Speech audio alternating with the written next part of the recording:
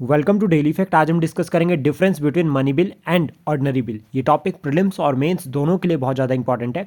And अगर आप हमारे साथ नए जुड़े हो तो आप हमारे इनिशिएटिव को सब्सक्राइब कर सकते हैं और साथ में शेयर कर सकते हैं, प्लस चेक कर सकते हैं हमारे initiative regarding the current affair, जिसमें हम डेली जो है वो द हिंदू को एनालाइज कर रहे हैं और साथ में ही जो है वो 1 ईयर के करंट अफेयर भी जो है वो हम स्टैटिक जीके के साथ लिंक करके जो है वो कवर कर रहे हैं।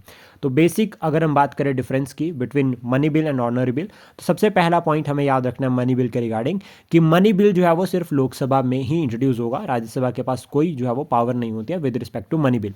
और लेकिन ऑर्डिनरी बिल की अगर हम बात करें तो वो राज्यसभा या फिर लोकसभा किसी में भी इंट्रोड्यूस हो सकता है।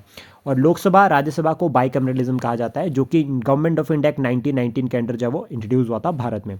देन उसके बाद एक पॉइंट और याद रखना है हमें कि लोकसभा और राज्यसभा दोनों parliament plus president of India जो है वो इंटीग्रल पार्ट होते हैं पार्लियामेंट के।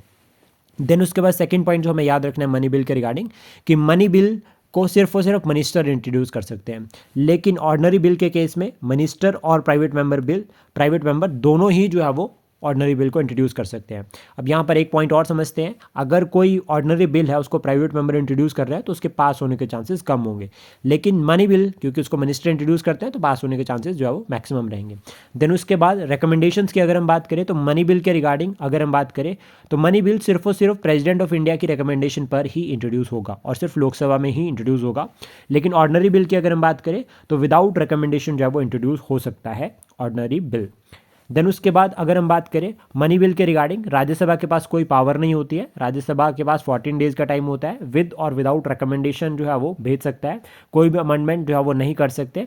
और अगर राज्यसभा जो है वो 14 डेज के अंदर बिल नहीं दे पाती है तो मनी बिल जो है वो पास हो जाता है, प्रेसिडेंट के सेंट के लिए चला जाता है।